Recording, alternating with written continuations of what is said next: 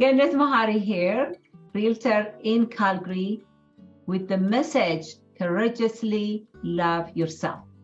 I'm here with Patricia Morgan. Patricia Morgan is often referred to as a spunky seniorpreneur. She talks about resilience and has helped many people in Canada, including myself.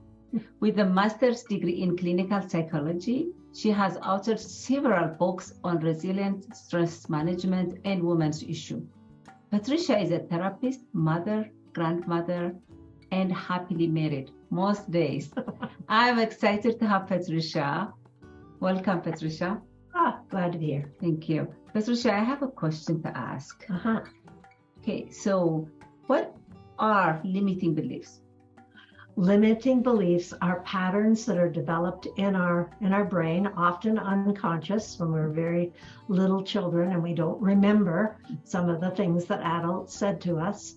And the limiting part is that they stop us from being totally the wonder of who we are, of totally embracing everything that we can be capable of and know of ourselves, that we are lovable, we are capable, and we are resilient.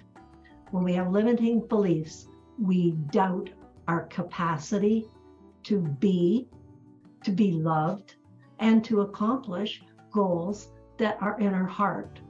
Beautiful. Thank you. Thank you, Patricia. So how can people recognize and identify their limiting beliefs?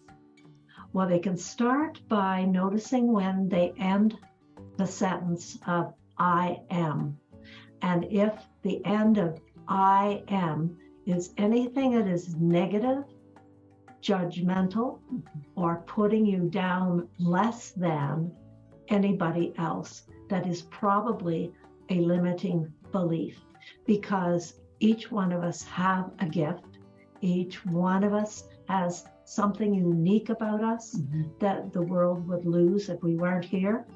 I'm stupid, I'm nothing, and I don't deserve any of the I can'ts. I can't do that.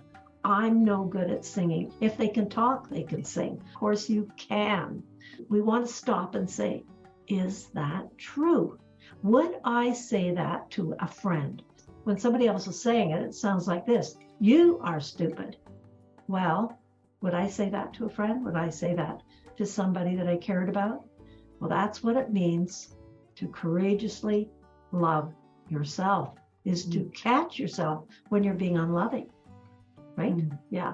Does that make sense? Yeah, it does make sense. So from my experience is, Patricia, that the limiting belief feels really true, because when I say I'm not enough, what I do, like I take action or inaction to prove that belief. Right. Our thoughts are not real, but they feel real. Another good question to ask yourself: who taught you that? And is it somebody who was wounded or somebody who was wise and loving? And there is a long list of not enough. I'm not smart enough. I'm not pretty enough. I'm not a good enough mother. I'm not a good enough wife. I'm not a good enough woman. I'm not a good enough realtor. The good enoughs go on and on and on. So telling ourselves that we are enough, I know enough, I do enough, and I am enough is important. Here's an example. Do you have a pet in your home? Yeah. Is that pet lovable and loved just by the family members? Right. And how capable and how contributing is that dog to the household tasks and bringing in any money? Wow. Right? Yeah, but I just had an aha. So that dog is loved for being. Yeah. Right? So by just being here, we are enough. Patricia, thank you. So this is Genet Mehari saying goodbye until we see you again with this amazing, powerful, transformational message. May you courageously love yourself.